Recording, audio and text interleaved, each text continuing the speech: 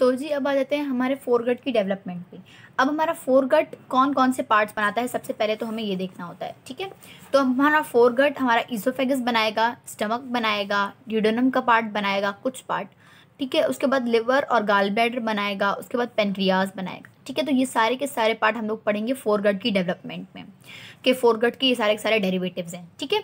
तो सबसे पहले आ जाते हैं हमारे ओइसोफेगस की डेवलपमेंट में। तो मैं आपको यहाँ पे एक फिगर दिखा रही हूँ जो हमारी बुक की ही डायग्राम है। ईसोफेगस की या ओइसोफेगस की डेवलपमेंट को समझने के लिए यहाँ पे मैंने एक डायग्राम ओपन की है हमारे बुक की। Just concentrate on that and आपको सारा सारा क्लियर हो जाएगा, ठीक है।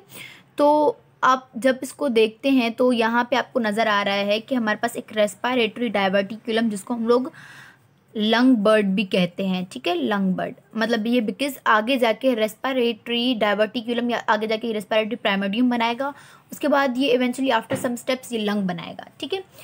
तो इसको हम लोग लंग बर्ड बोलते हैं। ये हमारे पास जब 4th वीक होता है हमारे पास एम्ब्रियो का, तो क्या होता है कि रेस्पिरेटरी डायवर्टिकुलम या लंग बर्ड अपेयर होता है ऑन द वेंट्रल वॉल, ठीक है। वेंट्रल वॉल पे at the distal end of the foregut, ठीक है। तो क्या होता है कि ये हमारे पास नज़र आता है, और फिर क्या होता है कि आफ्टर सम टाइम हमारे पास एक ट्रैकियोएसोफेगल सेप्टम नज़र आता है, जो इसको डिवाइड करता है इस बर्ड को 2 पार्ट्स में। एक है इसका वेंट्रल पार्ट, दूसरा है इसका डॉर्सल पार्ट। तो ये देखिए यहाँ पे ये रेस्पिरेटरी डायवर्टिकुलम आ गया और इसको इसने डिवाइड कर दिया एक डॉर्सल पार्ट और एक वेंट्रल पार्ट में। जो वेंट्रल पार्ट या जो आगे वाला पार्ट है वो कन्वर्ट हो रहा है लंग बर्ड में, और ये जो पीछे वाला पार्ट है, यहाँ पे ये जो पीछे वाला पार्ट है ये देखिए ये कन्वर्ट हो रहा है ईसोफेगस में। तो बस यही चीज़ आप लोग को दिमाग में रखनी है। मैं आपको अभी रिटन वर्क दिखाती हूँ। तो जी देखें, डेवलपमेंट ऑफ ईसोफेगस में जब 4था वीक होता है तो हमारे पास लंग बर्ड अपेयर होता है at the ventral wall of the forgot. कहाँ पे? जहाँ पे ये फेरेंजियल गट कंप्लीट हो रहा होता है। हम लोगों ने यही पढ़ा था ना कि जहाँ पे हमारे पास फेरेंजियल गट, सॉरी मैंने पीछे शायद distal end of the foregut बोल दिया था, सॉरी फॉर दैट।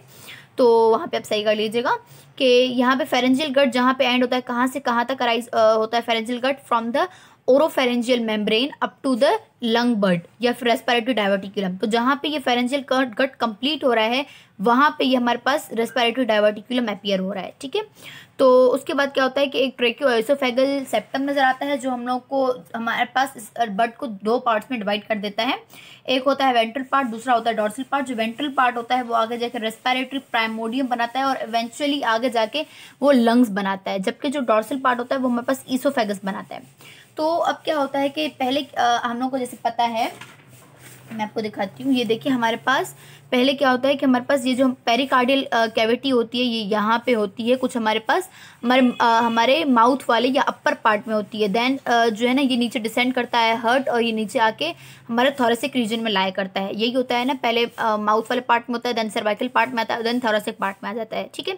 तो ये जो डिसेंडिंग हो रही है ऑफ द लंग और फिर सॉरी ऑफ द हर्ट, और फिर हमारे पास लंग की भी ग्रोथ हो रही है। तो इन दोनों की वजह से क्या होता है कि हमारा ईसोफेगस होता है ना वो लेंथन होता है और उसकी साइज बढ़ती जाती है, ठीक है। और हम लोग ईसोफेगस को 2 पार्ट्स में डिवाइड करते हैं। The first one is upper part, upper 2/3 and lower 1/3। अब जो अपर 2/3 होता है ना, हम लोग अब देखिए हम लोग के पास हमारा क्या होता है कि हम लोग जब खाना खा रहे होते हैं तो हमारी मर्जी होती है हम उसको मुंह में ही रखें या फिर अंदर उसको हम लोग स्वेलो कर लें।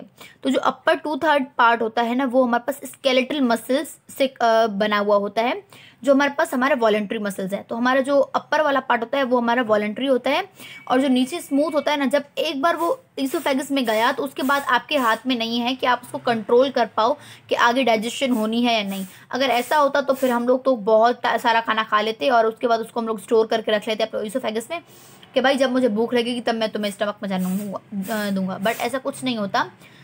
हाँ, माउथ से हम लोग पास ईसोफेगस के कुछ पार्ट तक हमारे पास हमारे कंट्रोल में होता है, बट आगे हमारे पास हमारे कंट्रोल में नहीं होता।